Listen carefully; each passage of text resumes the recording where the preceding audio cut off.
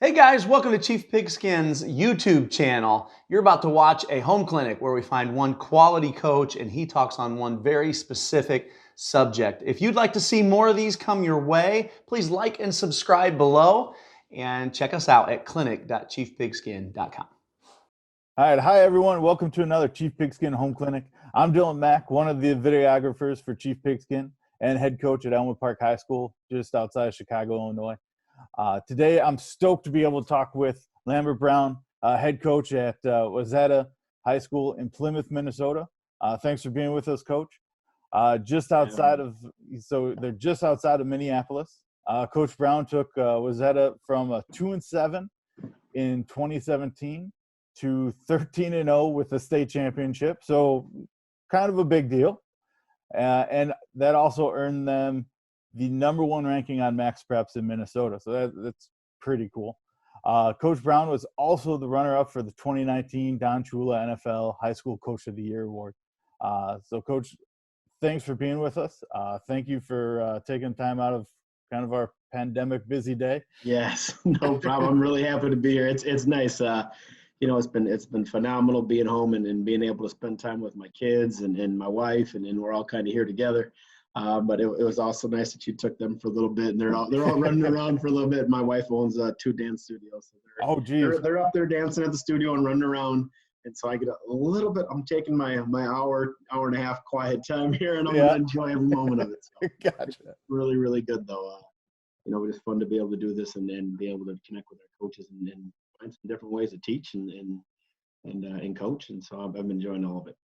Awesome. Well, Coach, today you're coming on to talk about RPOs and a little bit about what you guys do. I missed you when you were here in Chicago. My O-line coach went and saw you, and he came back and he's like, Dylan, you got to get in touch with Coach Brown. He's a phenomenal speaker, and also what they do with their RPOs and just your offense in general is I appreciate phenomenal. So. I appreciate it. Well, here we go. I'll share my screen and we'll get into it. All right, sounds good.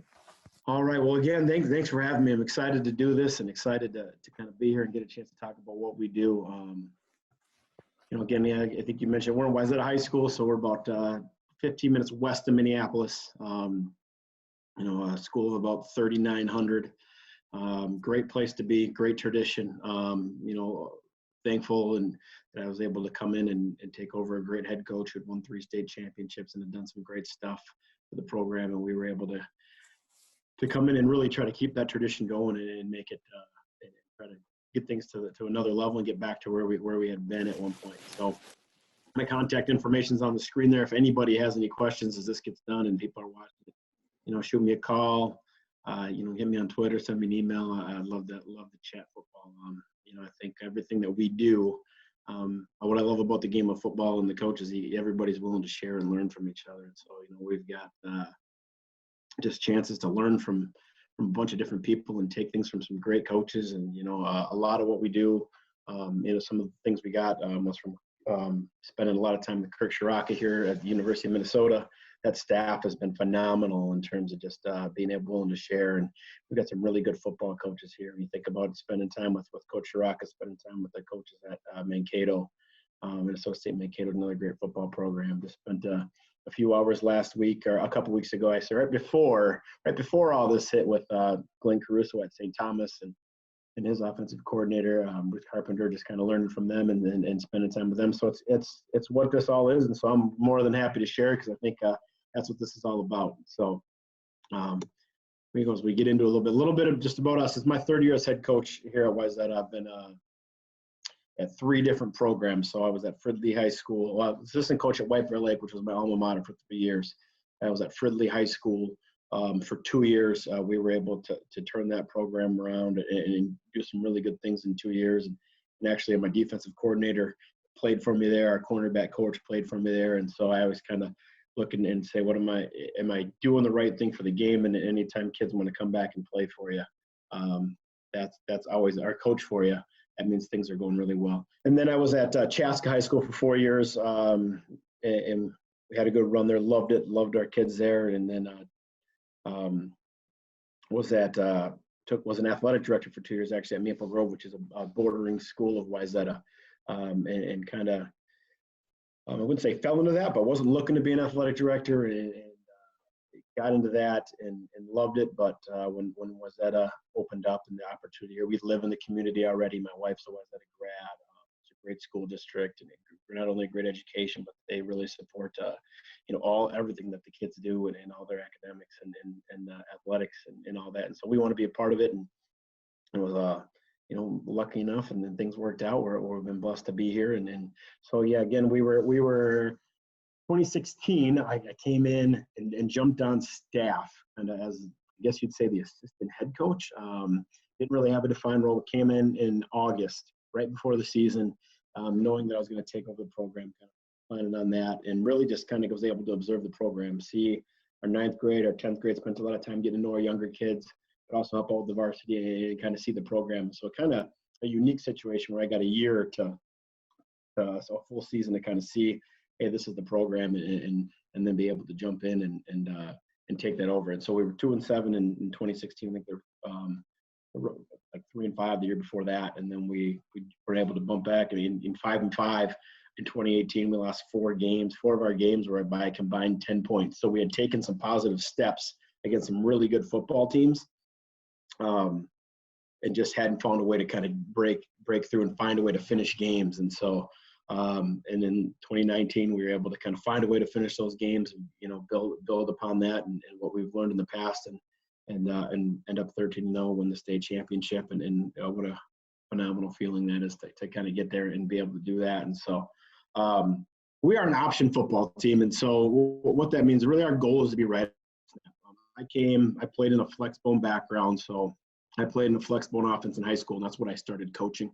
And so that's kind of what I knew. And so when I took over Fridley, we were a pistol kind of flex bone team, and trying to coach what I knew. And we've kind of just evolved and just trying to find different ways to continue to play option football. And so right now, RPOs allow us to do that. And we've moved into RPOs in terms of just being able to play multiple quarterbacks. One thing I loved about the option offense is, you can find different guys to read and take advantage of that. And the only thing that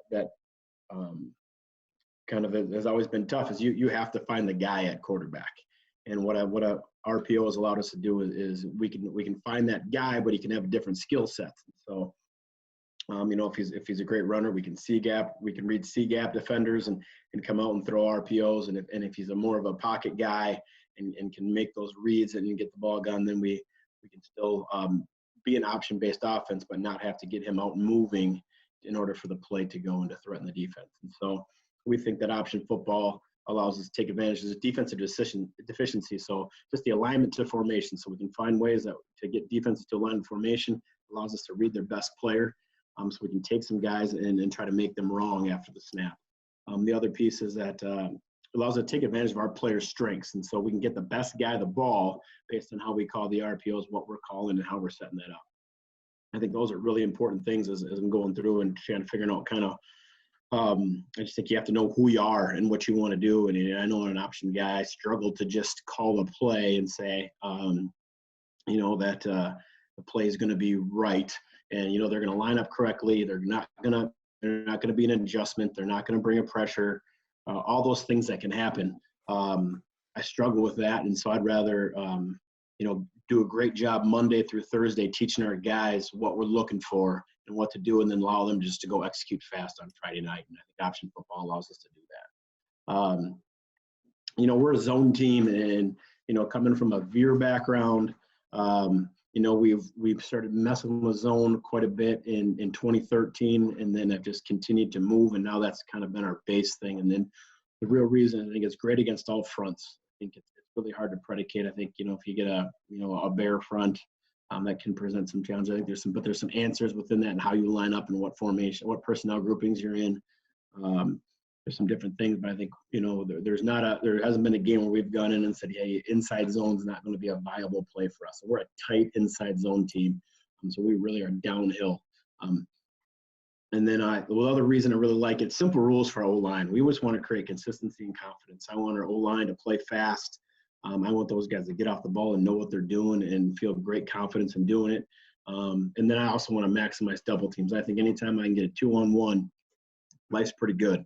And so we want to maximize double teams and really spend the majority of our time working on how we do that so that we can go execute that. I also like there's multiple entry points for our running back. So, it's not hey, it's got to hit this gap and that's the way it is. It allows our backs to have some freedom in terms of just going and being players. And so we certainly give them reads and what to think pre-snap and then what to read post-snap. But we know that the ball can hit some different places based on what a defense does, and we can get some big plays that way if they don't fit everything right. And I think at high school, especially, it's hard to get everybody to fit their gap correctly, and all it takes is one guy to not take the right step, slow play something or get out of their gap, and you can get a big play out of that. I also think when you combine option with zone, you really have to play, and in RPO with zone, you really have to play assignment football. Guys have to know what their job is and be there. And so I think anytime you can force a defense to play assignment football, you're good. And so really, when we run two kinds of zones, and so I want to make sure I kind of hit that. I'm going to cover both today a little bit, but we hit inside and outside zone. And so our inside zone is an A-gap to A-gap run. And we're a tight zone team. Our aiming point is the hip of the center.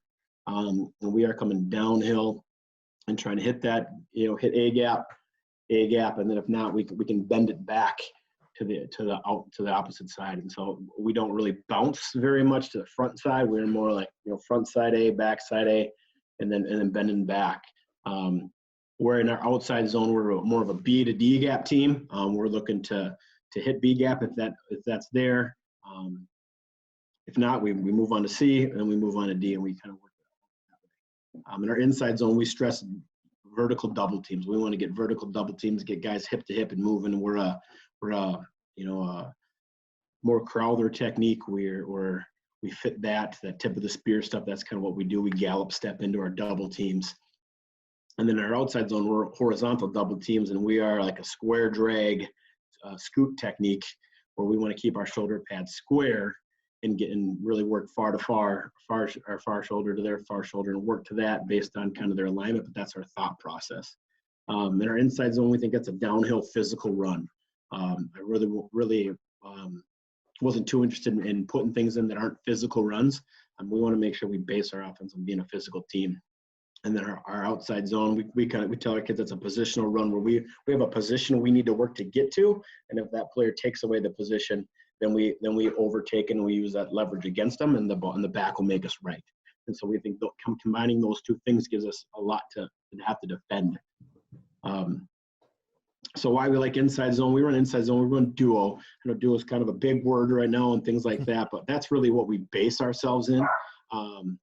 And so I got my dog barking in the background. I should have put him outside. But we base ourselves in that and making sure that we get as many double teams as we can. So really that's the reason why we want to maximize double teams. And one of the things that I think it has allowed us to do, and I know this, I'm going on an O-line chat here and talking about some of these things, but it has allowed us to eliminate power from our offense, which has been, I think, it's a constant conversation. It doesn't mean it won't come back, but because I think if you hear duo talks and you do that, a lot of people are going to call it, it's like power no pull. It's really essentially a gap scheme, and so we feel like as we've got into it, we've been able to really focus on getting our double teams, working our duo play, working our outside zone play, combining that with counter, and so we kind of combine our inside zone and counter and be able to run our outside zone.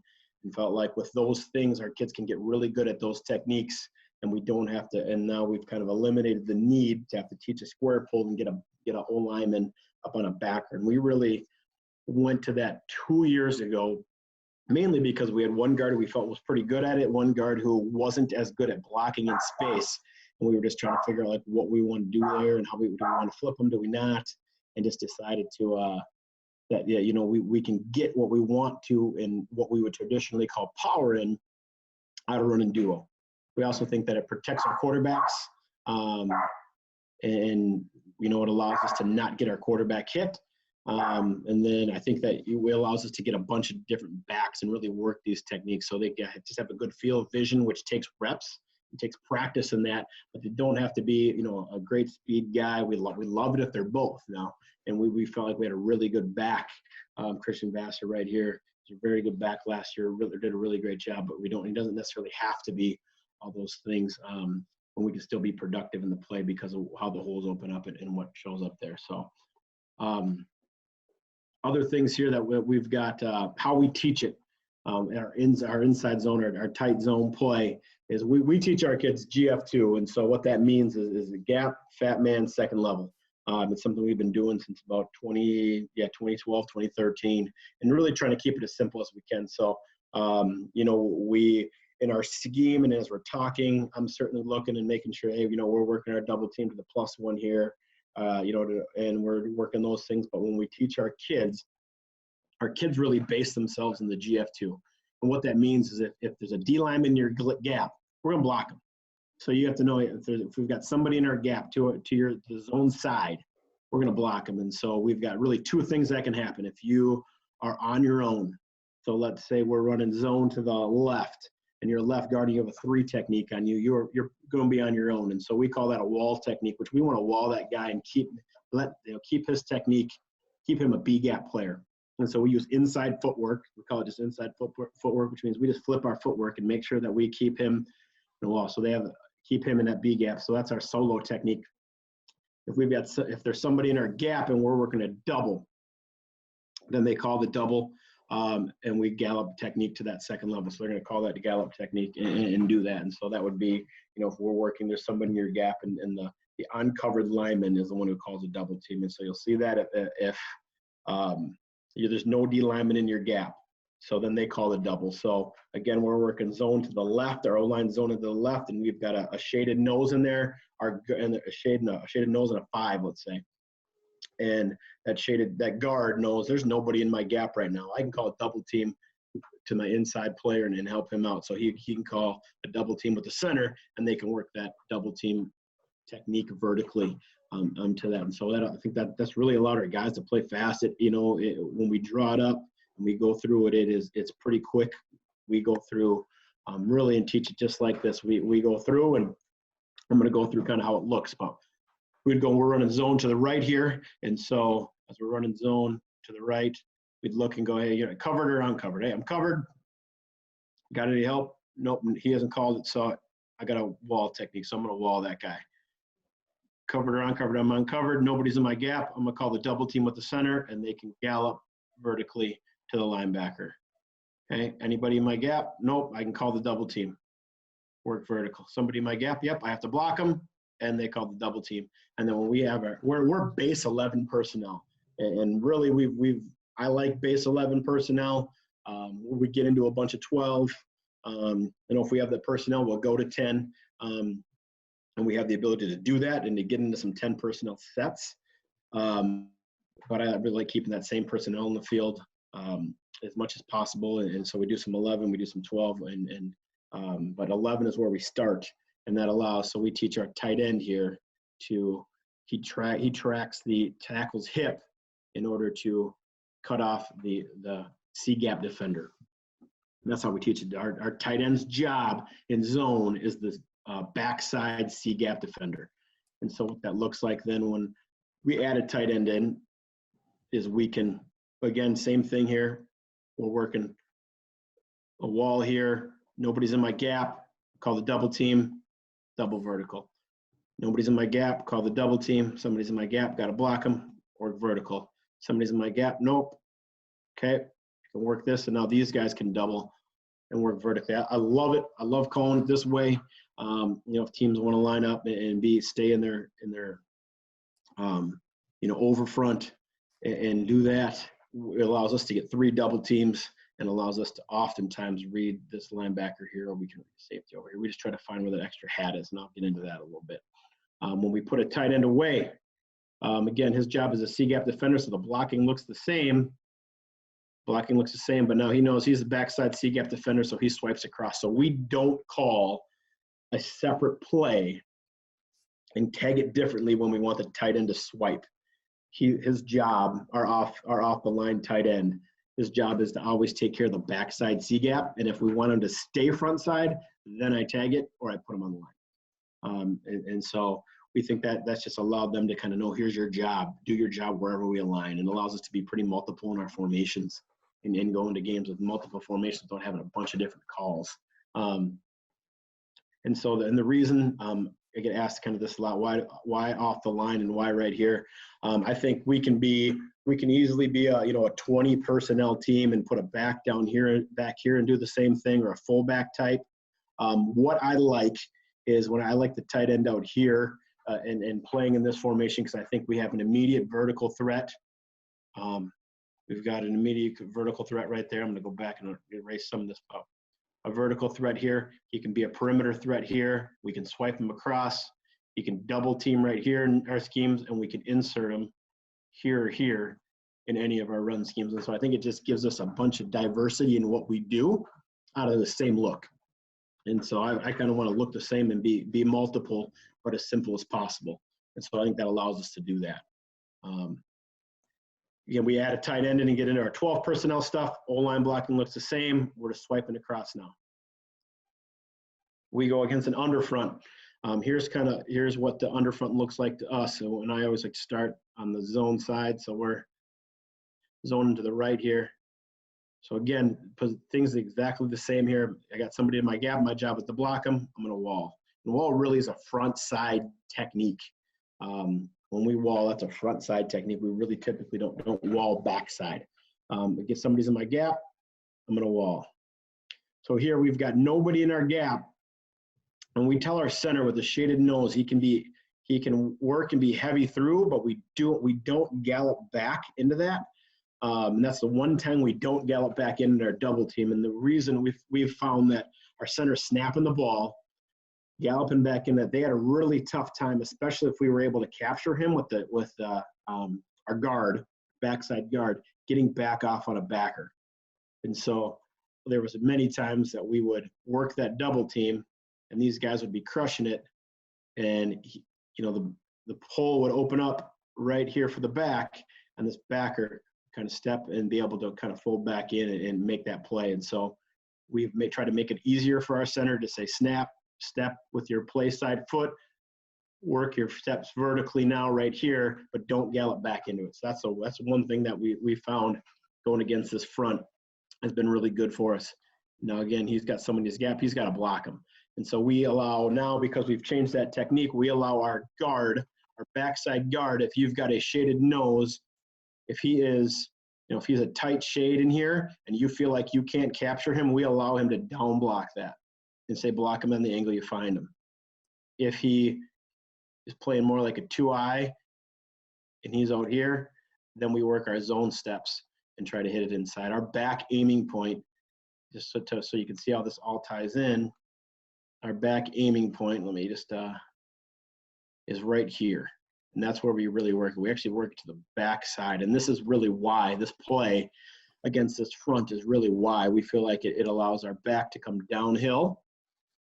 And if we end up having to down block this, it really becomes like a veer play, like an old school veer play for us, which is my background. And that's why I love it so much, probably. If we are able to capture him and he is still coming downhill on this aiming point, and we're able to capture that, now he can just bend it back into that A, and we're good to go. And so it allows us to just really stay vertically downhill. The one thing that has happened is, this could happen, and we've had some teams try to line up with an A gap player here and take a guy and slant him in, and now that allows us to really get through our full progression, where we are looking to hit it in here, and now it can bounce out this way, or bend out that way, I should say. So hopefully that makes sense.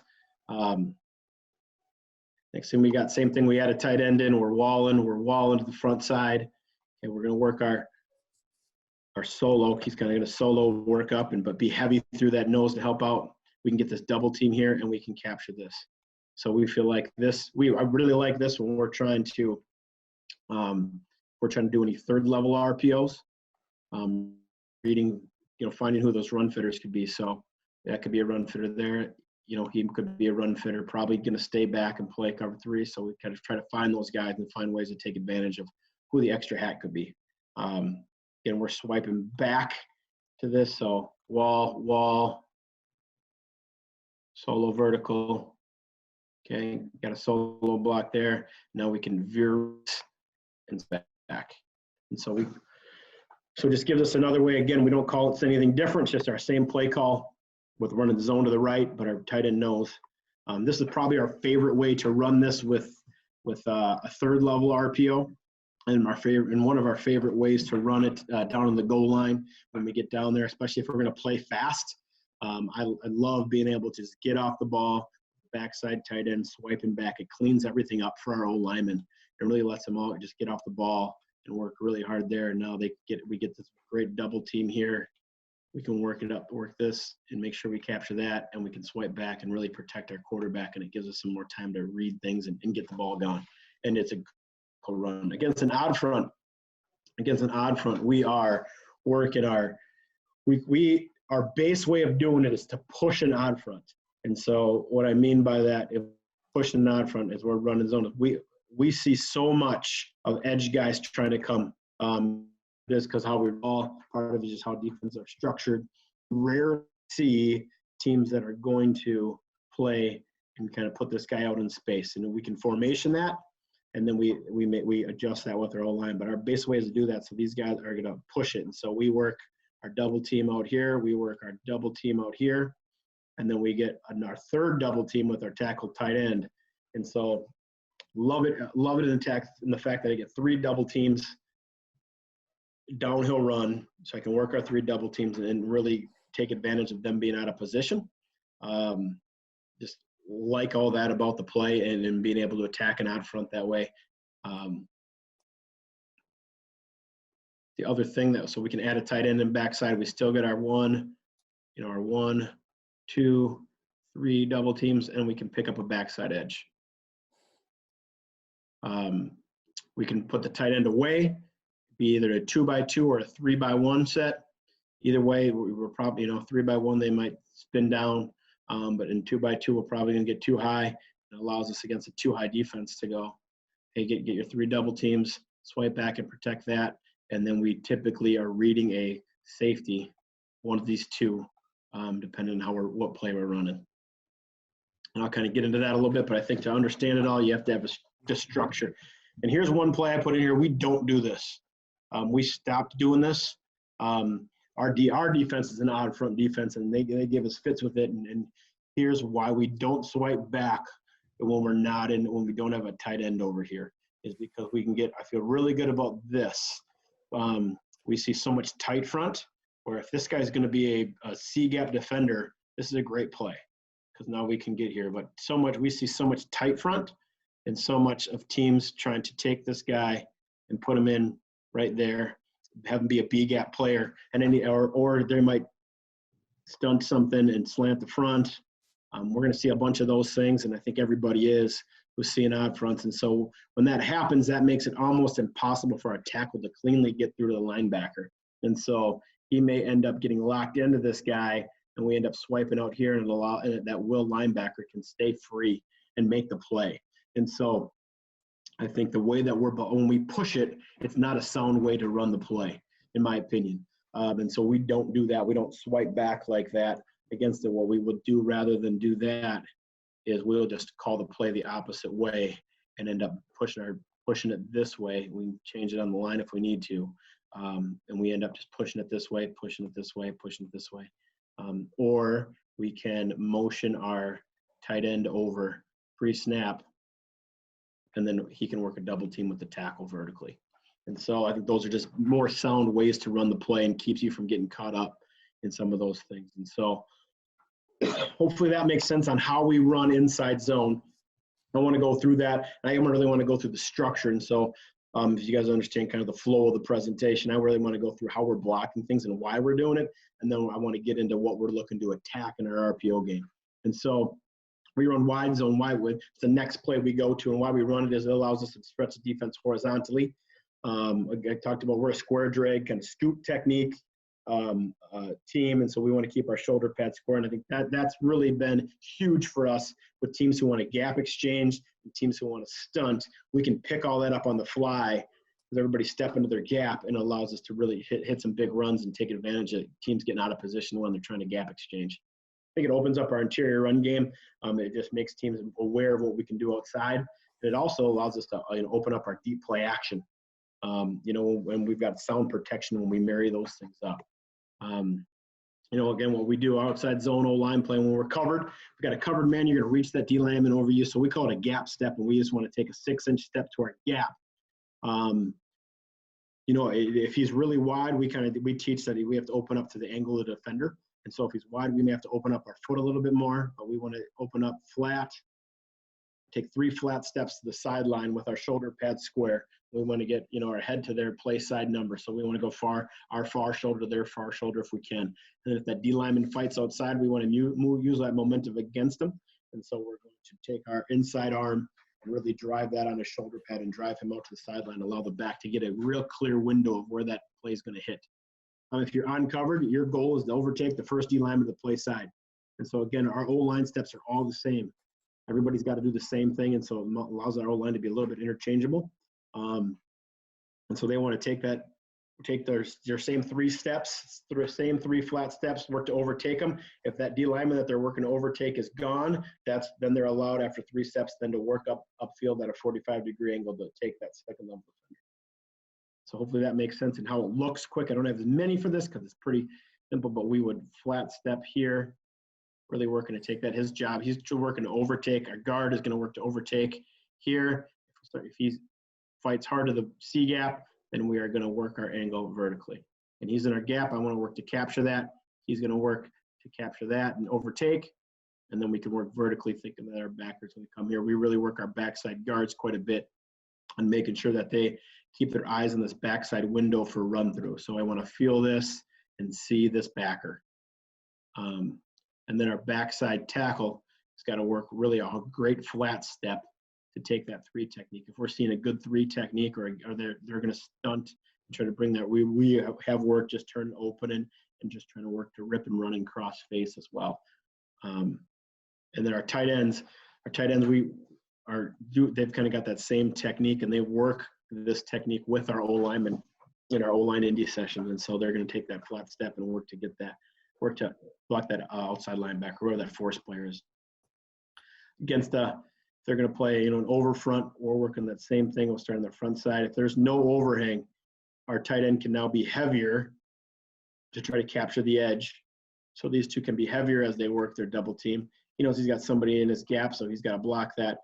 Nobody's in our gap. I'm going to work to overtake. We have not been great at overtaking 3 techniques that far away. If they're any good, they typically fight 4s.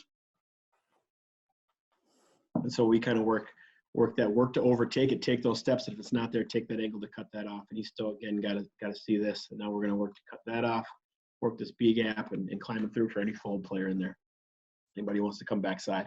Then as we work against an odd front, we almost block the box against an odd front. And so when we make an odd call, and he's going to block that. He's a solo on that. These guys are going to work their double team to this. So this is really their responsibility. They've got these guys, the play side tackle and guard, have the D end to the Will and Mike linebacker, and these guys have really to the 1 linebacker, and then these 2 have these 2, and we work on holding this guy off backside. So that allows us to get a little bit more time. It allows us to throw some backside RPOs off of this as well. And so that's my favorite way to do it. And then I think as we get into our RPOs, and that's kind of our next step, hopefully you guys have a good idea of what we do on our inside zone, our outside zone, and why we do it and what we believe in. And so now I think the next thing is to look at why we call and how we call our RPO plays. And so first thing we do is we're looking for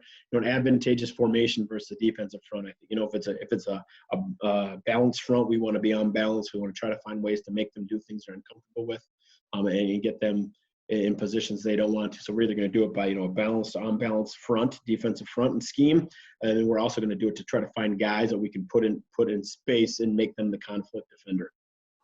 Then we look at what are our run schemes with numbers, angles versus the defensive front. So here's the formations that I like that get us in a good spot. What run schemes do we want to run this out of?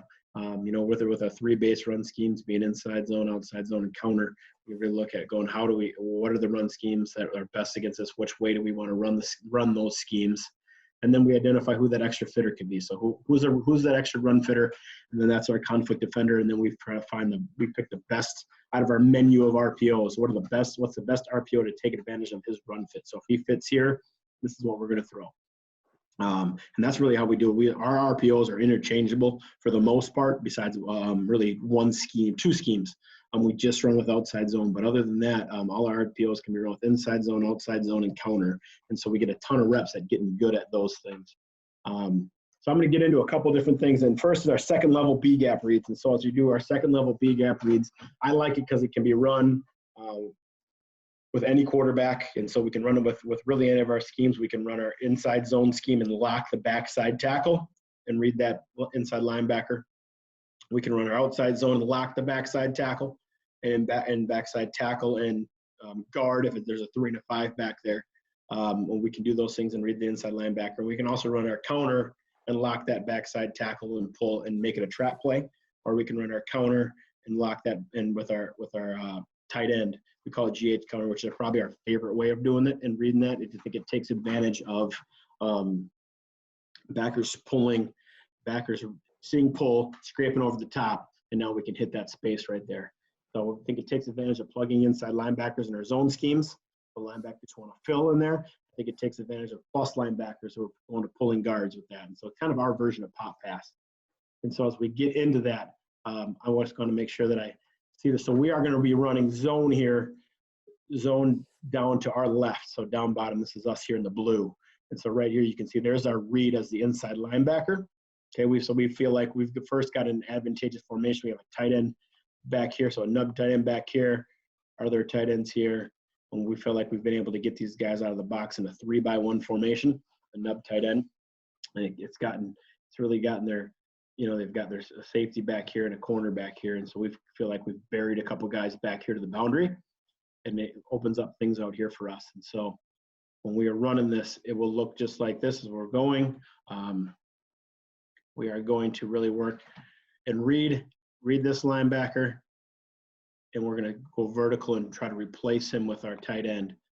Try to play that. So that's our main progression. We've done a couple different things out here. I think part of it's based on personnel and what you do. We have taken him and bubbled him and worked on blocking out here. So that's one thing that we've done. And the other thing that we've done is taken number 2 and brought him on a 5-yard square in, or 5-yard speed in, I should say. And we've taken number 1 and taken him out looking like he's going to run a fade ball and then square inning behind that to create space. I think you got to create the space in there for that play to work, and really rep out here. And what that allows us to do is go from 1 to 2 to 3 in our progression. Like in RPOs, if we're going to have more than one read on it, I want those reads to be right in that quarterback's frame of view. And so you get a chance to check this out here. See, he goes backer fills. We're able to pop that ball, go right behind him. So quarterback's eyes are on this linebacker right here. He fills, tight end works, replaces him. And we're able to hit the ball right in there for a nice gain there. Get to the end zone view here.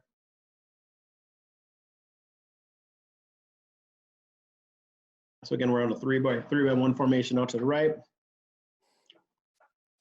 Look at that, he's checking the play here, did a little check with me there, but there's the guy we're reading. We really like our tight ends or whoever we've got. Our number 3 really has to make sure he gets that space because they've got such a wide safety over here. He really only has to get a little bit of width to come back underneath. It makes it a little bit easier to throw here. That's a big space, gets his width, finds it, hits it again. See the linebacker fills downhill.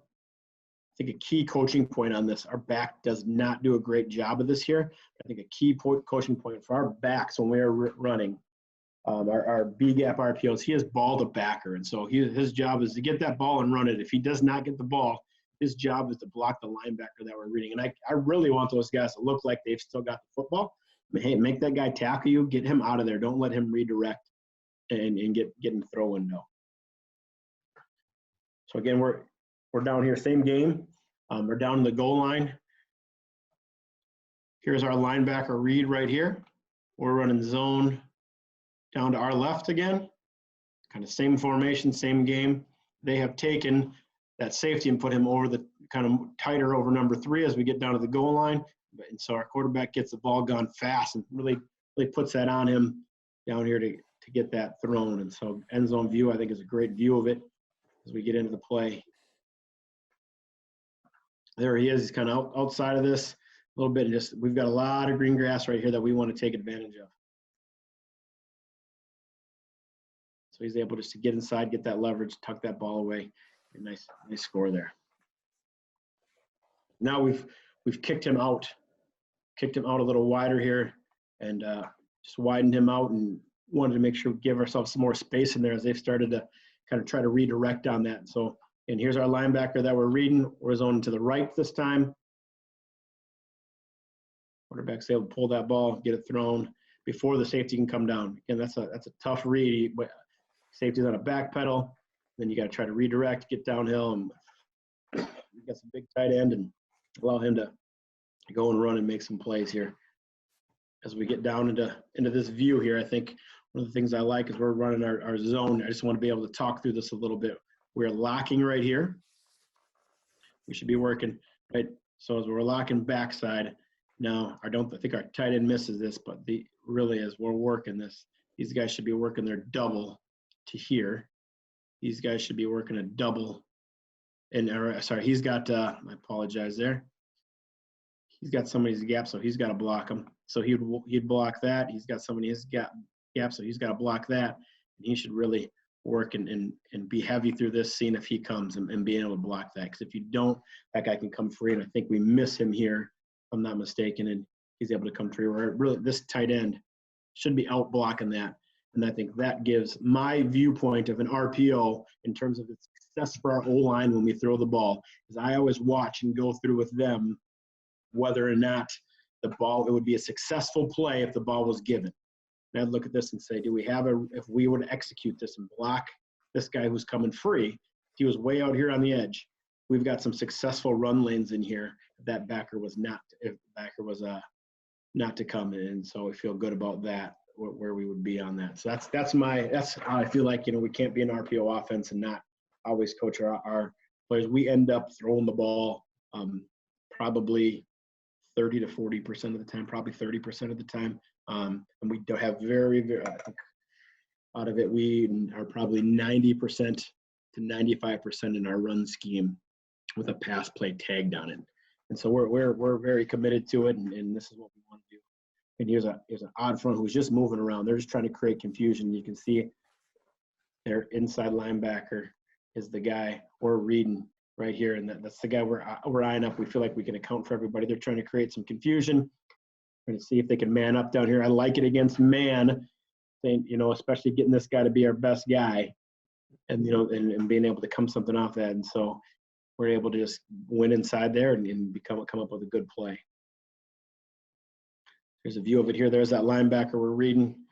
Our own line should really be, we've got guys kind of coming all over, but pushing out to this, working this to that, blocking down on that, and reading that linebacker. And so as we do it, they do a decent job executing it, and we get the ball thrown and for a good play. I'm going to go through one more here and then kind of get onto another scheme. So again, you can see the linebacker here. As a linebacker we're reading, they're trying to plus a safety into the box.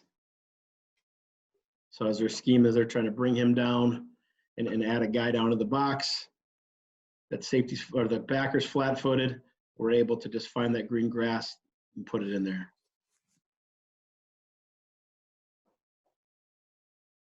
Again, view of it here. So they're working. There's our read right there.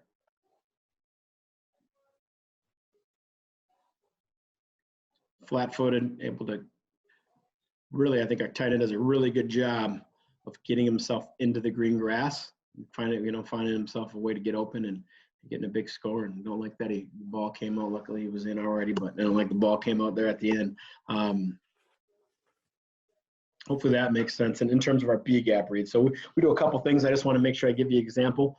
Our second level D gap reads is something that we really have majored in the last 2 years for sure. really majored in these D-gap reads. And so, again, we like it with you have to have the tight end of the game. And so we think we can protect from C-gap to C-gap in our run game, and allows us to read the D-gap for our RPO. Again, we can run it with all of our schemes, our inside zone, our outside zone, in our counter game. We can read all that and find a way to do that. I think it takes advantage of edge pressure. It's tough to bring edge pressure and vacate. And so we want to take advantage of that. And I think it allows us to stretch the field horizontally. And so if you want to bring a D-gap player in there, we can throw that ball out and take advantage of that. And so we can have a downhill physical run attached with a horizontal stretch in our RPO with the pass scheme that we run.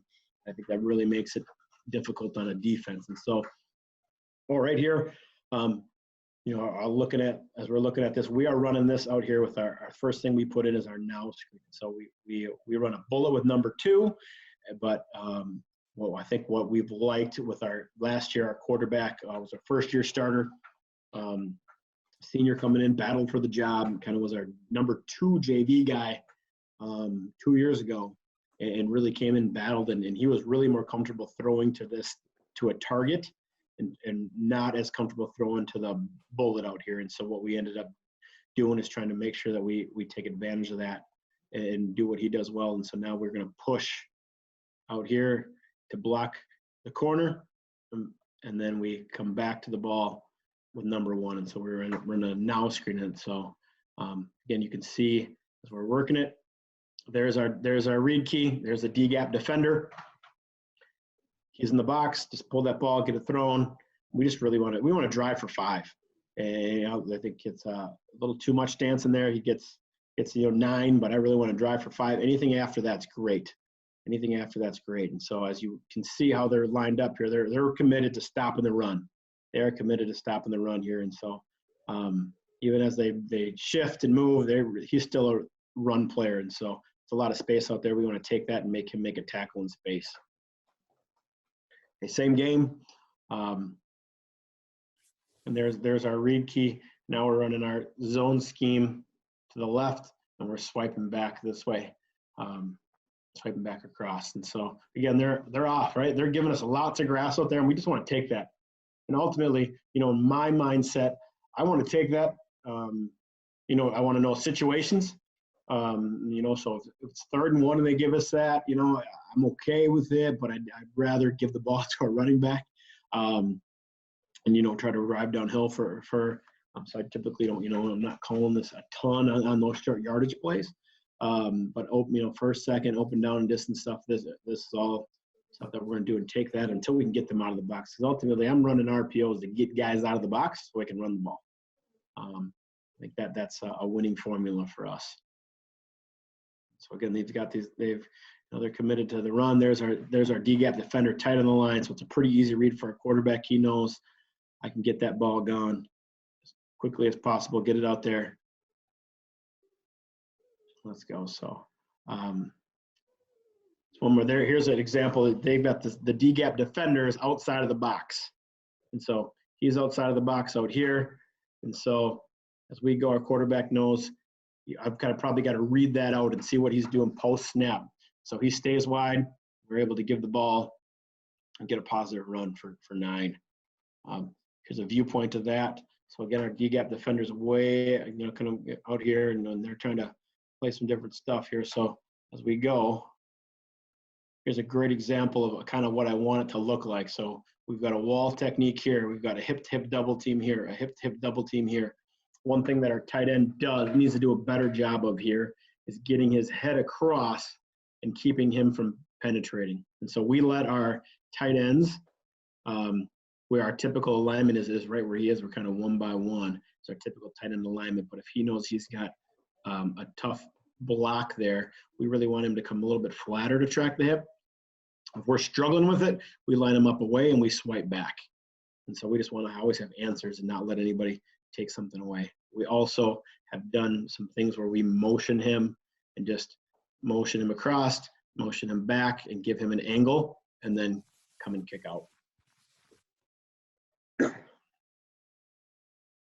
So here's just a viewpoint of the run.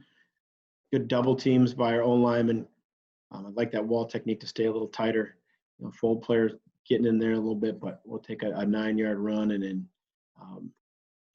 and we can come back. So we'll have answers. And so we do open up both ways in our RPO game. And so we could run this exact same scheme, exactly how we're doing it, and just turn and open up the other way and read this and throw off of that. And so we're not married to saying, hey, we're going to run inside zone to the right. We always have to open up left. We open up both ways. I think later in the game we kind of come back and do that in this game. But there we go. We're running zone. There's our D-gap defender right there. He's out, and we're able to just get that ball out, thrown. Does a good job. Receiver does a good job of kind of eyeing up safety and retracing how hard that safety triggered. And here's just another example of another way we get to the same thing. You know, two backs, we're able to get into two backs. There's our D-gap defender there and motion him out. And if they don't widen or add a guy, we can throw that ball out there. If they do widen, we feel like we've accomplished what we want. We got another number in the run game. And so here's this example of that. They don't widen. We're able to get the ball out to the perimeter, get a nice gain with a speedy little back, and find some ways to get him in the game as well. So, next thing, one other thing that we do, I think is pretty easy. Is just run hitches. And so when we run this, we want to run hitch. When we run 5-step hitch, 5-step hitch, and spacing is a big thing here, but we want to read that guy. And so in this case, a read's still the same for the quarterback, so I like it. It's another chance to throw to a target who's going to get set and plant himself. And so that outside linebacker here, he drops with it. And so as he drops, I don't think does not do a great job of kind of sitting in this window where he should, but he drops with it, so we're able to give the ball and get a positive run in a run game. Kind of a weird end zone angle. I don't know why this angle's up there, but it is. So I just want you guys to be able to see it. And so they're slanting away. You know, we're pushing the front because it's an odd front, so we're pushing here and working to push it here. And so they slant away. Guard does a good job of getting on his guy. That looks pretty good in terms of we've got a good angle right in there. And the camera kind of comes back to it late, but, able to get a 13-yard gain on it. Here's same game. Now they've taken that guy, 3rd and 5. They're going to try to bring pressure. They've taken this guy and moved him from here down on that line of scrimmage, what we see kind of a lot of, and try to roll him down. And we know 3rd and 5, but we got to get to the sticks here. So situationally, we're running our zone play.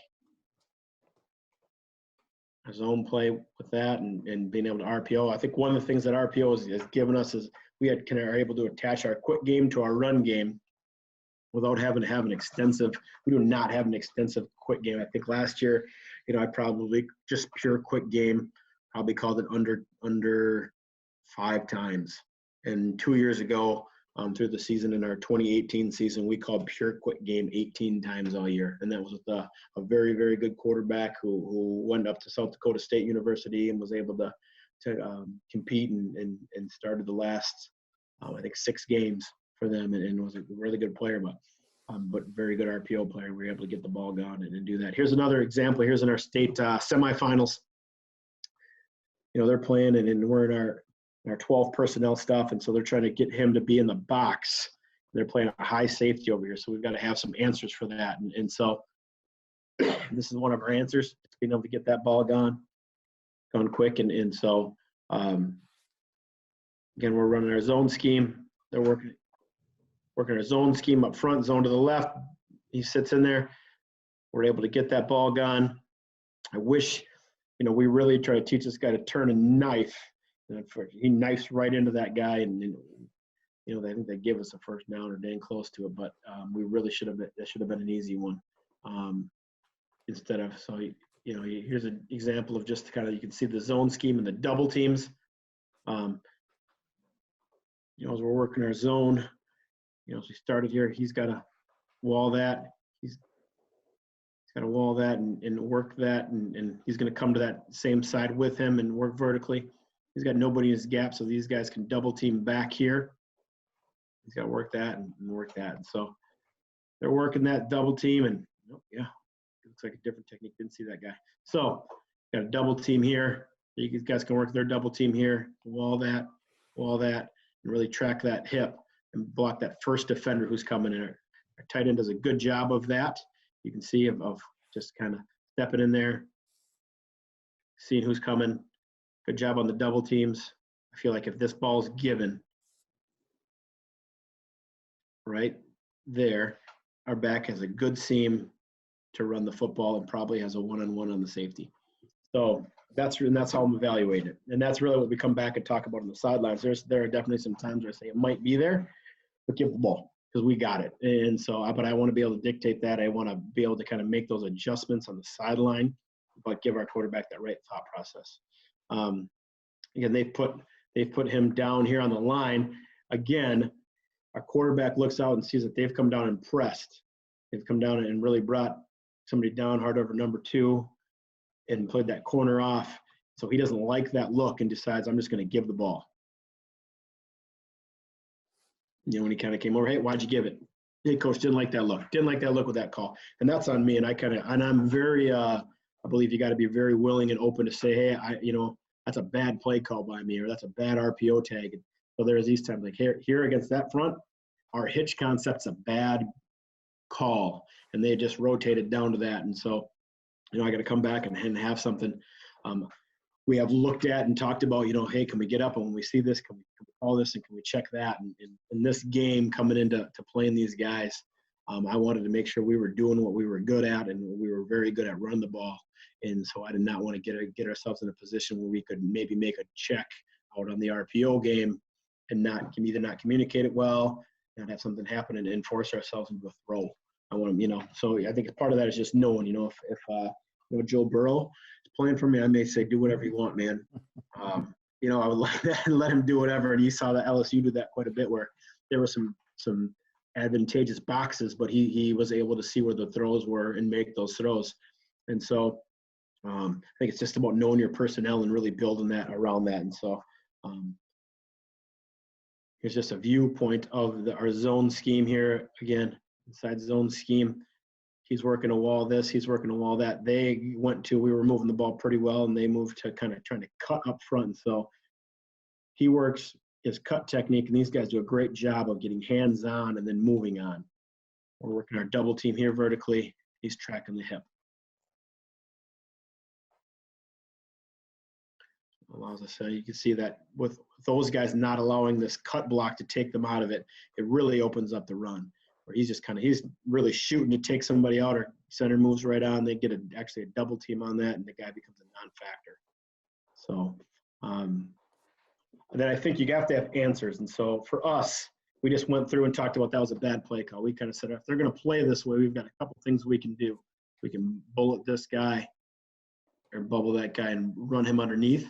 I like that. I don't like that with hard edge pressure, because it just takes a little bit longer to develop. And so we went to saying, rather than doing that, we're going to push this and run our push fade concept and push fade this past here and try to take advantage of that space with this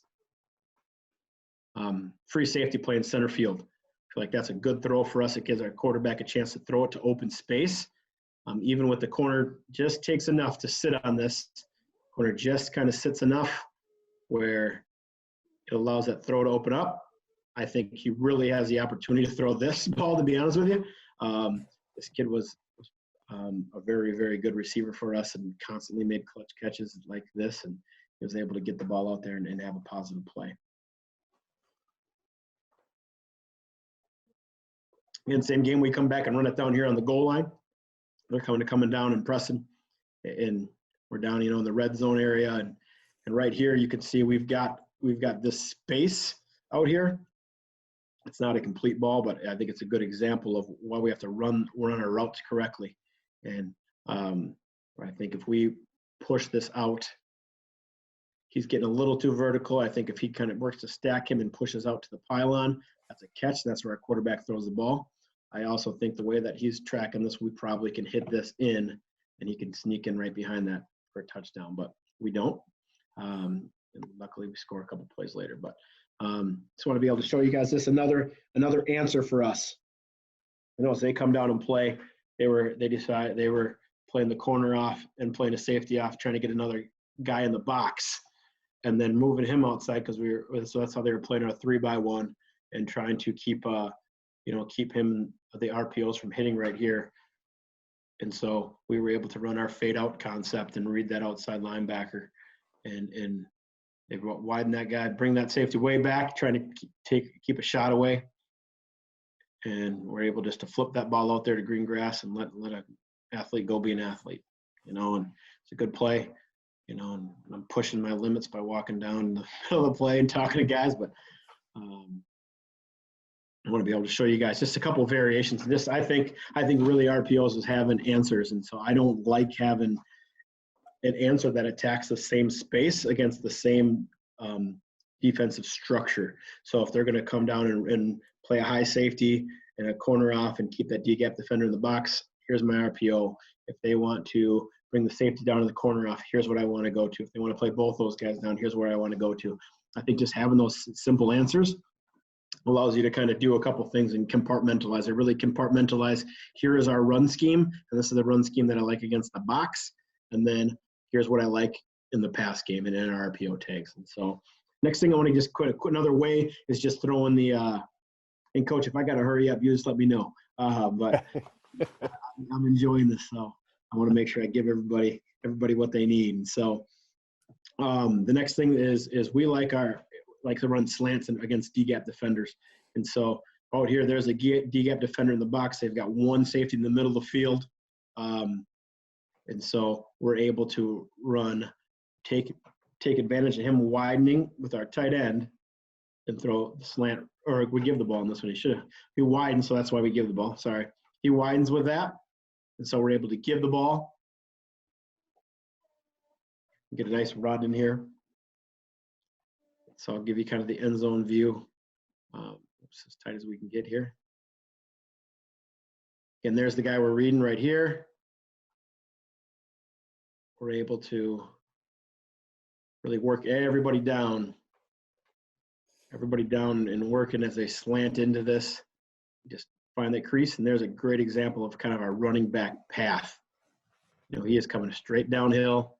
He's looking to hit in this gap. That gap's closed. I'm going to bring it right here.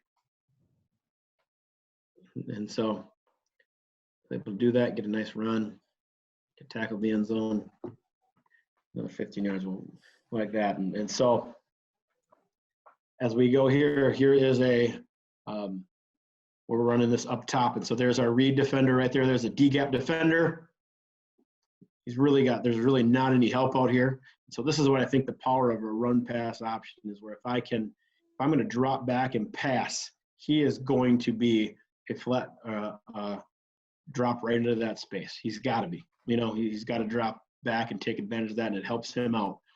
When I can run pass option, I can get him to play the pass and take advantage of that. And so, again, he comes in, plays that. We're able to get a great release, come up, high point that football. I think this is an example of just kind of what we teach in our slant game is we kind of stutter step it to get ourselves an inside release and make ourselves quarterback friendly, get that football. Here's just another variation here. Again, we're in our 12 personnel stuff. They've taken that D-gap defender and put him right here. They've put him on an island out here, and so we feel like we want to just find those matchups and see if we can win. We liked this matchup going into the game. Put him on an island, and let's go get it. So hopefully that makes sense in how we run kind of those variations. The other way that we do our slant packages, we typically just run slants to our single receivers. Everything else we run in routes with. But we can get into this where we want to run double slants to some especially against odd front, or if they want to put this guy, bring him down, this D-gap defender down, and not roll down on that. We feel like we can get green grass in there like they do here, and now we run our double slant and we're able just to make a really quick pitch catch into a lot of space. So we feel like that's just it's almost like throwing on air right there. Just catch it and go. The reality is I think we've only hit the inside slant. And when we've done it, we really run the outside slant to hold guys out there and open things up. So let me just get into another view, and then we'll see. So again, here we're running it, and they're just running to the single side, and then zone to the up top to the right, and able to really see how this affects these backers. And not only does he come, but it affects these guys and brings them down and gets them out of the window, and we'll just get a nice pitch and catch for a 17-yard gain. We run it with our outside zone stuff as well, and so here's just an example of this when we're running it with our outside zone. Here's our defender. I love it with outside zone because it really pulls guys.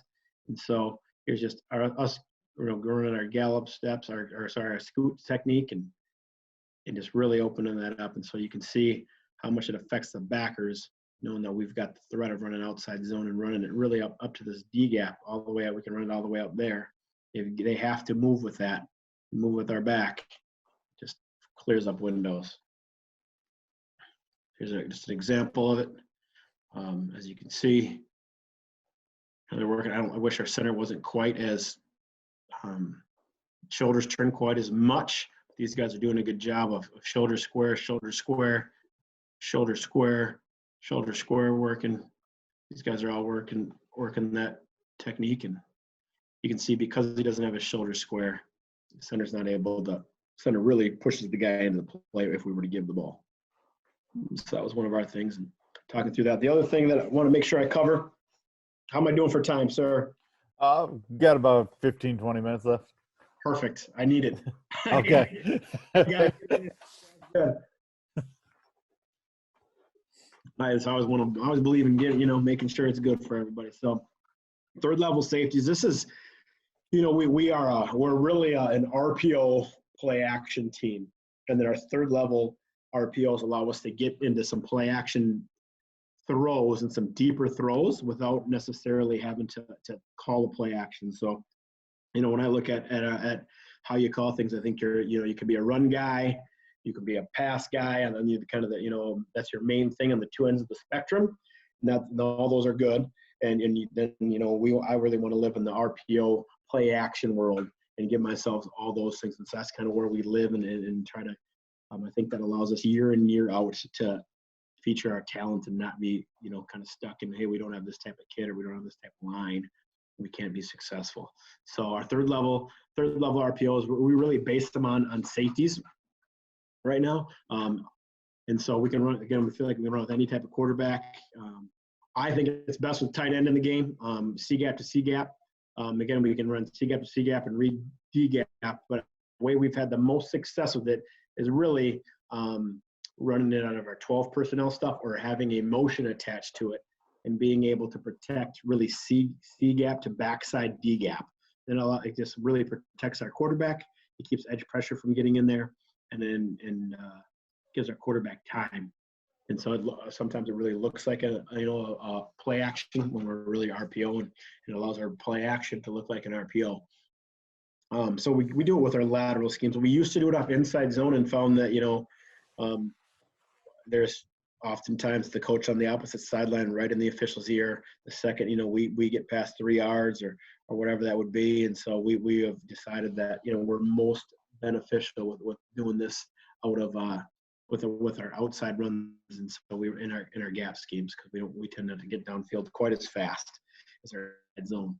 I'm not a guy who I don't tell our old linemen like, hey, it's an RPO, you've got to get to this space and then you have to stop or anything. I don't want really to put any thought in our RPO world of what our old linemen are doing besides the run game. And so in order to do that, we've taken out some of these things in our inside run game and really play action if we want to get to it with our inside run game.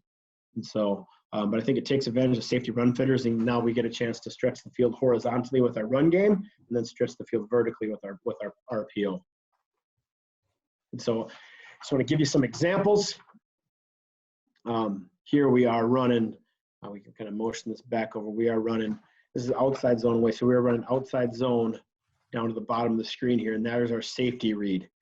Okay, the outside zone, we read safeties going both ways, and so we should all be stepping laterally with our right foot, and we're able to have a backside tight end in here to protect the backside D gap. I think you have to do, and you can see he's stepping there, but he's eyeing this guy up in case he comes, and that's what we're teaching. So I'm hoping he does it.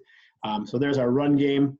That's what our run game looks like, and then safety is mirroring it, and it opens it up for us to pull that ball and throw our slice or our glance route in there. So we are a 5-step break it glance team, and we kind of want to break it at a 45 and get it in there.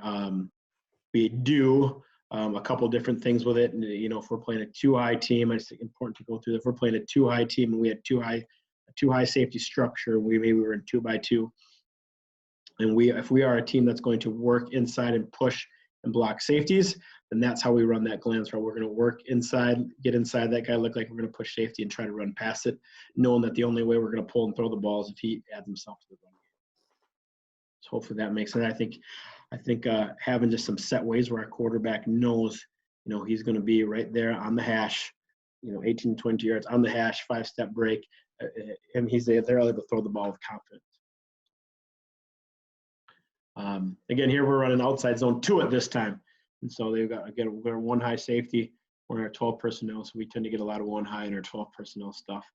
So we're going to all zone, get to the bottom of the screen. There's the top of the screen. So we're stepping with the right foot. He's going to work his glance. So he sees safety. He's kind of flat-footed, pulls that ball, throws it in the space. I'll run it back one more time here for you. But again, there's our read. Safety's flat-footed and just shuffling. We're able to run by that, throw it in the space.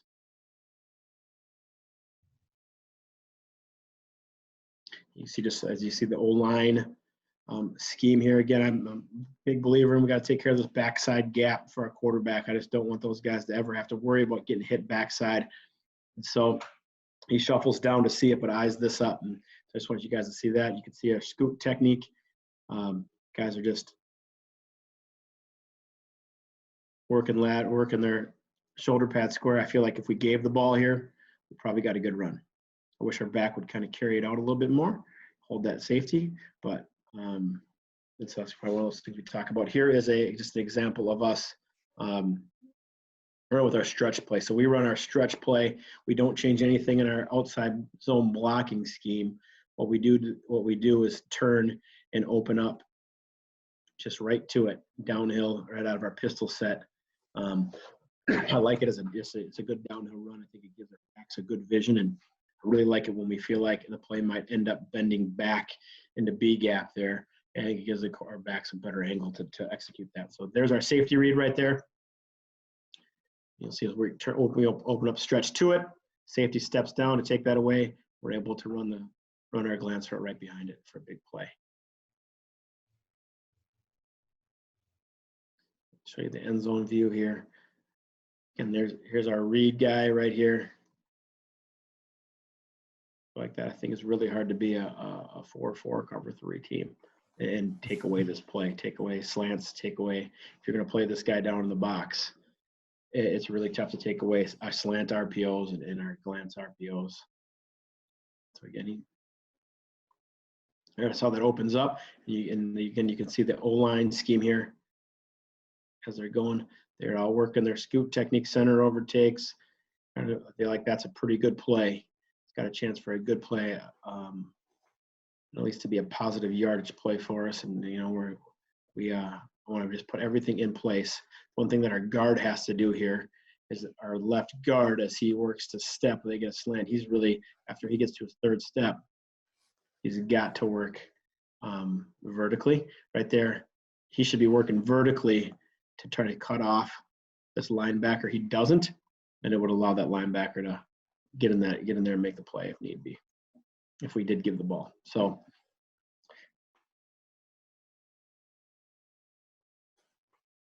here's another way we do it. We shuffle to it as well. And so you'll kind of see a shuffle to this and move our feet with it. Gives our quarterback a little bit more time to get the ball thrown.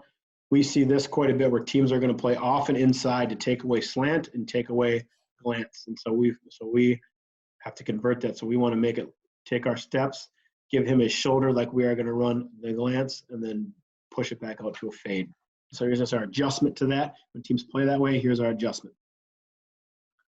And that is something that, we make sure that they communicate. The only time that our receiver can ever kind of go back and can adjust it is as long as him and the quarterback have both communicated it and echoed it back to each other. And so another variation of our third level reads, I like this when teams are going to try to either do a couple things. They're going to try to match us. So they're going to play I feel like we can run this here if I want to get the ball to number 2. Or if they're going to try to match us and play like two safeties, 2 players off of us over here and get everybody else involved in our run scheme. And so right here, we are running zone. Here, safety's flat-footed. I feel like he's moving, so we give the ball and are able to get a good run here. I think it's a good job of our quarterback of just saying, hey, we want to give the live, and then we'll come back and run the play again, and just gives us a chance to let's go get a positive play. Let's get a first down and keep moving. And so I want to be able to show you guys some gives here too. And here's the same thing. They're getting these guys down in the box. So, they're trying to get, he's kind of would be typically a conflict defender if we want to run our D-gap reads. Because he's so wide, we feel like he can't be in the run game. So now we want to read him.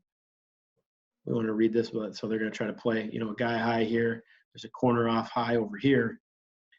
And so we want to, if you want to be a run fitter, we want to take advantage of that space. So as we work it, he works himself out and is not a run fitter. So we're able to give the ball and get a positive run. I'll show you an end zone view so you can kind of see our outside zone footwork again. So again, good job. I mean, pretty good job with these guys with their 1, 2, 3 scoot technique. And then work vertical. I wish our tackle kind of waits. He waits too long on this. I feel like, hey, you're 1, 2, 3. Start climbing. You got nobody on you. Start climbing and go get that guy. And so he kind of waits. He does a good job of getting him, but waits a little bit too long. But we end up getting a good positive gain here, 10, 11-yard gain. I feel like an ideal look here. They're going to put 2 guys over the top. We feel like if you're going to put 2 guys over the top and keep this going, we're in a good spot. And so we actually read this safety. I think when he's coming down, wants to be a run fitter, we see teams do this a lot. We just want to read that. If you want to be a run fitter, we're going to throw it to where you were. The one thing I think you have to be conscious of, and we practice quite a bit, is when we widen him out, it's a little bit easier because we can hold the corner. If we have a nub tight end, we have to be conscious of where this backside corner is.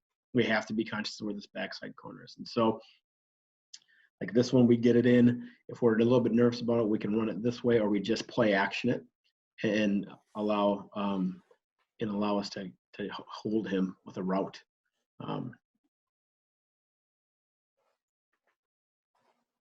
It's a good view of it though, and so again, I think it's best with somebody back here protecting the backside. Right now, he should spin his eyes back to him. He does. So that's a great example. I'm going to come down and protect my inside gap from this backside D gap defender. I'm going to jump in, or C gap defender. He's got to make sure he takes care of this. So he steps in, protects that gap. Nothing's there. Spin back out. And just gives us more time to get that ball thrown.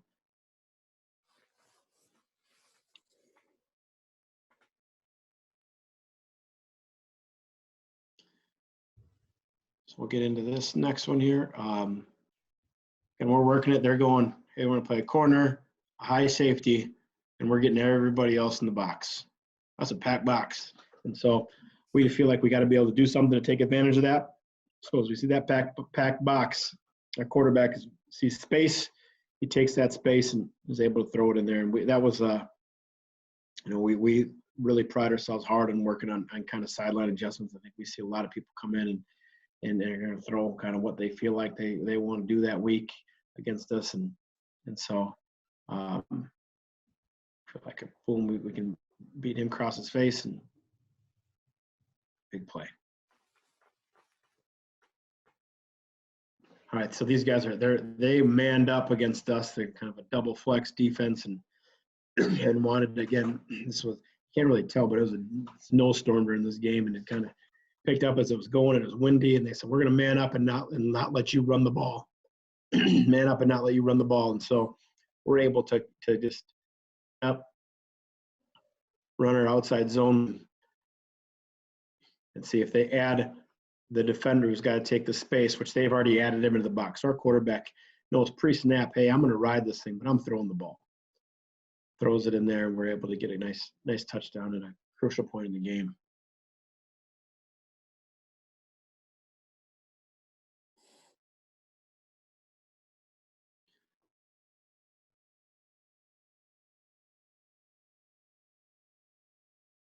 Again, here's another view of it here.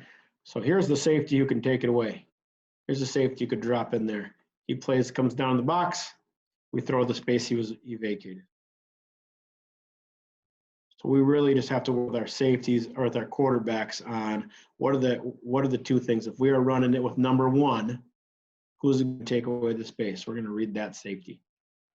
We're running with number two, who's the guy who can take away the space? It's him. So we're going to read that safety. And that's how we teach it. We rarely, if ever, have had a chance where we've run this play and they have not known who to read and where the space is. And that's kind of what we come. When in doubt, look at the space. Who is in that space? That's where we need to recognize.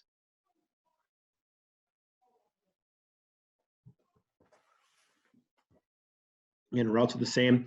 Well, our route with one, we're gonna do it number one. We typically run a dig behind that. And the reason we run a dig behind that is if for some reason we were not able to get inside of this guy, maybe, and we didn't like that space, we can now drop our eye down and hit the dig. So you can see if right now he didn't like that throw for any reason, he'd break in and throw that right away.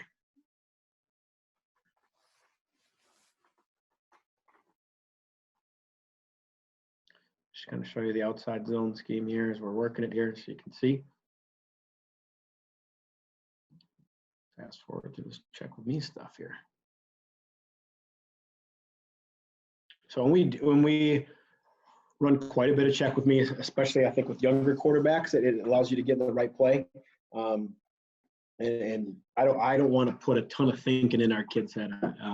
Like, hey, if they're in this, we got to run this. If we're in this, we got to run this. And the different plays, I'd rather do that and let me do the thinking and you go execute. And I think it allows us to play with tempo, but also slow things down when we want to.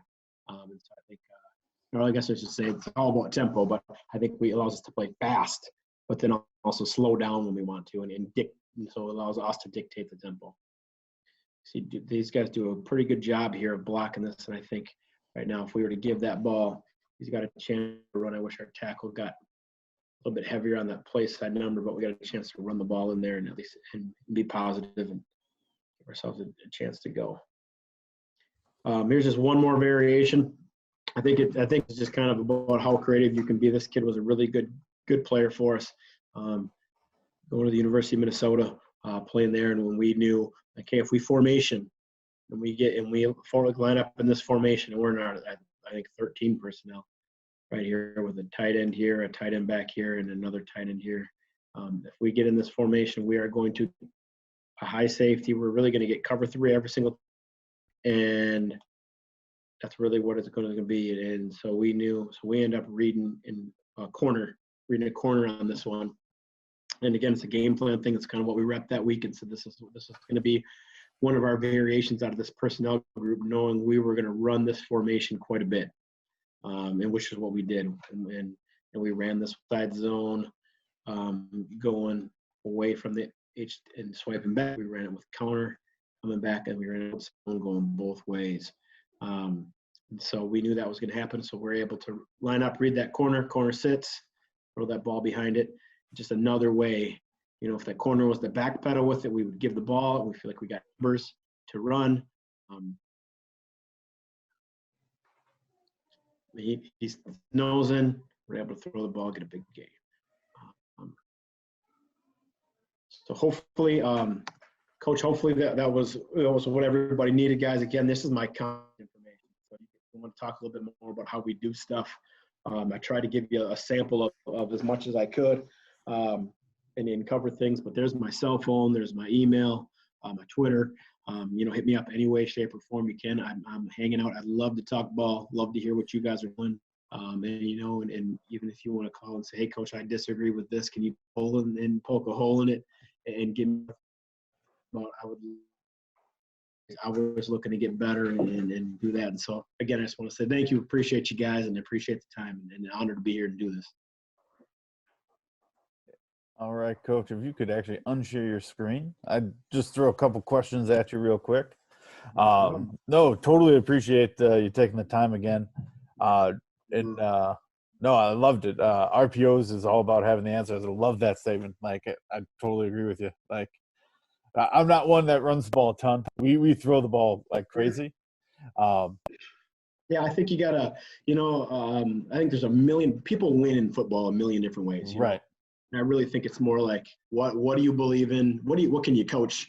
Right. What can you coach and what can your guys coach? For me, I want to do run game wise things that are offensive line coaches like 100% all in on, right? And right. Everybody feels great on it. For him, we would be, we'd be 13 personnel or 23, and that's what he wants. And like, well, I got to be able to stretch things out, but we want to, like, what can we be really good at? And then we really work hard at, we spend a ton of time in our off season and evaluate what we're putting in, more so based on what we need, and then our techniques. And so, like, when I talked a little bit about why we stopped running power, we go through it against and say, if we're running inside zone against an under, the techniques that our center, our guard, our tackles, this is what they need to know, and our tight end. And then, so if we're going to run these things, so this is how we're running inside zone, this is how we're running outside zone, this is how we're running counter. These are what they need to know. Okay, well, what if I'm adding more? Then I got to get something away and get rid of that. And so we try to keep it to, in our run game, we try to keep it to like 5 things. Okay. And we feel like over the week, if we can keep it to 5, we had enough time to rep those things, give our kids reps at it. And they might not get the rep at the exact same call. They have no idea what's going on out in the perimeter anyway. So they might not get the rep at the exact same call in that same way, but we're able to work all of our RPOs with them getting the same reps of the technique. And I think that's really important. I look at, like, if we're playing an odd front team, our center is really double teaming to the back to either the front side linebacker. Mm-hmm. And then when we run our counter game, he's got the exact same technique. He's just double teaming to the backside linebacker. But right. The technique were those. So we feel like we go into an odd front team. Our centers really have 3 techniques that they have to be great at. And so it makes it really easy for me when we're in practice to go, you have to be great at this. And I don't really care if you're bored repping it. You have to be great at these 3 things. If you're great at these 3 things, we're going to win the game. Mm-hmm. If you're not, we're going to struggle. And so that's, I think it's given some power to our kids to know exactly these are the techniques. And that's kind of, what we go in and constantly work on. And I always want to make sure as we're going to add something, even if it's for the week, how expensive is that play going to be for us in terms of what we're blocking? So I am an O-line first guy in protection, in run game, and everything else is like, what can I do to protect your O-line and make life easy for them? Well, without those guys, you got nothing, right? Yeah, exactly. So you could have the best skill players in the world, and if you got nobody to block up front, it doesn't really matter. Running back and learned really quickly, like, good O-line life is really good. So Coach, couple other questions real quick. The ideal skill set you would be looking for as far as in your quarterback? Our quarterback, I think first and foremost, the guy's got to be a leader. We want a guy who can take charge of that, take charge of the offense, and people want to play for him. They believe in him. I think you have to inspire others to do great things. And I think it's especially important. One thing, we're a no huddle team. And the one thing that I think the biggest downfall, and if I go back to huddle, the biggest reason is going to be to give the quarterback an opportunity to look everybody in the face before the play. I think not having that is really, really tough for me in what I believe in. And so I think that's first and foremost. And then after that, we don't change anything up front with what we do. We base what we're going to do on our quarterback's main skill set. So if we have a running quarterback, we're going to probably run more Gap RPO, reading DNs and doing that, which is kind of what I've done before. We've had a run of some kind of more pocket guys who can move. They all have athletic ability and can move, but their skill set isn't. We're not going to go win games with them running the perimeter. And so I think my job is to find those guys. I think especially in high school football, I don't get to recruit. I don't get to handpick, but I can find the guys that can be in the best spot. And then I think it's that leadership part. And I think it's the decision-making ability. Do you have the ability to make that right decision and take coaching on it? So those two things. And then I would also say it's humility. I think there's nothing better than I think I could take our quarterback this year, who, like I said, again, he ended up having a really, really good year. But going into the season, he as a junior, he was our second JV quarterback. So didn't start JV, didn't do that. And I think, when you could see him win over everybody, it was him make a mistake and walk up to everybody and say, guys, that's my fault. I know what I did wrong. It's not going to happen again. And everybody, I think people can live with that. And I think having that humility, I think it's really hard for guys to want to play for somebody and play hard for a quarterback who carries arrogance with them and won't take responsibility. Especially if you're an old lineman, and you're working really hard to not be seen, and you're not going to get your name in the paper all the time. You're not going to get those things. I think to feel that appreciation and then also have somebody else admit a mistake, I think is really important. So those are really what I'm looking for. No, totally agree. Coached a little bit in some option football, and pretty much you need kind of that tough-nosed, good decision-making, kind of that leader of the team to be back there. And you always want your quarterback to be the leader of the team to a degree, but if you don't have those kind of intangibles, the offense doesn't work, right? So no doubt. And I think as we look at it, and I've always believed in coming from a wishbone offense, I felt like I played for a head coach and coached with a head coach in Bob Jackson, who I thought was phenomenal scheme-wise. He knew exactly what he wanted to do. He did a great job of calling plays. I learned a ton from him in terms of just how to prepare and what to do. And also in that, and he actually was an assistant coach under me for a year before he passed away. And so I was able to say, here's my full circle kind of thought process is the one thing that I felt like in high school football that made me move away from like a true flex bone, even a pistol flex bone, is you have to have a trigger man who can run the ball and is a threat all the time. And I felt like when I was coaching in it and playing in it, when we had that guy, we were really, really tough to defend. And when we weren't, we were an average football team who I think could stay into it. We could stay in games. We could make games close, but we weren't going to do anything to threaten you in terms of like, we're going to, you have to defend this all three phases. And when you take away one of the phases of the triple option, it's tough. And so that was really why we kind of moved to this. When I was at Chaska, we had a kid who went on, he played slot at Mankato. He was a threat. Like, he could house the ball every single play, and we could do all the stuff. And that's really what we did. I didn't change anything for the O-line. We just changed how we tagged it. And I feel like that, next year we may get a kid we got a couple different kids who are going to battle. And I think one kid's going to be really an RPO kid, and that's really what he's really, really good at. And the other kid's a runner. And I kind of know that in practice. I have to call plays for them a little bit differently even in practice, because knowing if we get into a game, I'm not going to make the runner have to, throw. He can throw those RPOs, but he's probably not as good as the other kid. And I'm not going to make the other kid have to get into there and read DNs and try to, pull and replace and then pitch the ball out there or throw the bullet out there, because he's not as good at that either. And so we just what I like about it is for our skill guys, they always want more. Skill guys always want more. So they feel like we do 50,000 things, or really we don't. We really just do a few things, and we try to do them really, really well. And our O-lineman feels like, and our O-line get a ton of reps, because I think you have to have a ton of reps at that. And they go, this is what we're doing. doesn't matter what we're doing back here. And so I look at it as all like really compartmentalized learning. Know what you need, know the concept of the play and what we're trying to accomplish, and then what's your job and what do you need to do to go do your job. No, totally agree. Those skill guys, they're always like, oh yeah, we could have this in. I saw this on Twitter. And then the O-line looks at you, you only have your 3 schemes, and they're like, Coach, what are you adding? And they're like, nothing, guys, we're still running zone. We're still running zone. Nothing's changing.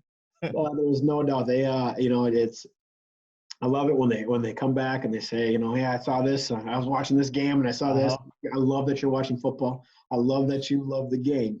But that's great. We're gonna see how it fits into our overall scheme. So often guys playing on Sunday have a different skill set than you. Sorry to break the news to you. Yeah. So I think a real easy answer for me has always been, all right, well, which play for you am I taking out then? Well, I don't wait to. Okay, well, we can't do it all now. So. All right, Coach. Well, I'm going to get you out on that one. So I really appreciate your time. I appreciate you being part of Chief Pigskin Home Clinic. And thank you for joining me today. Hey, it's been an honor. I enjoyed all of it, and I always love talking ball. So look forward to talking again. And if I can ever do one of these for any other topics or anything else you need, please let me know. I'd love to. For sure. All right. Thank you, sir. Thanks for watching another Chief Pigskin Home Clinic. If you could click the like button down below and also hit subscribe so you get the latest Chief Pigskin videos up on YouTube. Also check us out at chiefspigskin.com. Link should be in the description. Check out the online clinic that's available there. We got a ton of great coaches that are up there. You can subscribe and check those guys out as well.